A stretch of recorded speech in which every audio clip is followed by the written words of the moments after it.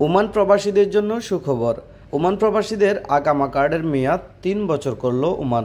ওমানের নতুন নিয়ম অনুযায়ী প্রবাসীদের রেসিডেন্সি কার্ড এখন ১ বছর, ২ বছর বা ৩ বছর মেয়াদের মধ্যে পছন্দ করতে পারবেন। প্রতি মেয়াদের জন্য নতুন কার্ড নেওয়া বা নবায়নের খরচ আলাদা হবে। ১ বছরের জন্য ৫ রিয়াল, ২ বছরের জন্য ১০ রিয়াল আর ৩ বছরের জন্য ১৫ রিয়াল ফি দিতে হবে। যদি কার্ড হারিয়ে যায় বা নষ্ট হয়ে যায় তবে পরিবর্তনের জন্য ২০ রিয়াল খরচ হবে। এই নিয়ম রয়্যাল ওমান পুলিশ বিভাগ থেকে দেওয়া হয়েছে। এতে ওমানিদের জন্য ব্যক্তিগত আইডি কার্ডের মেয়াদ ১০ বছর করা হয়েছে, যা ওমানি পাসপোর্টের মেয়াদের সঙ্গে মিল রয়েছে। আইডি কার্ড নেওয়া বা নবায়নের খরচ ১০ রিয়াল আর হারানো কার্ড পরিবর্তনের জন্য ১০ রিয়াল খরচ ধার্য করা হয়েছে। কার্ডের মেয়াদ শেষ হওয়ার পর ৩০ দিনের মধ্যে নবায়ন করাটা বাধ্যতামূলক।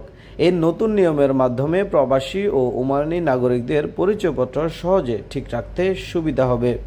তহিদুল ইসলাম সোহাগ, আরব বাংলা নিউজ।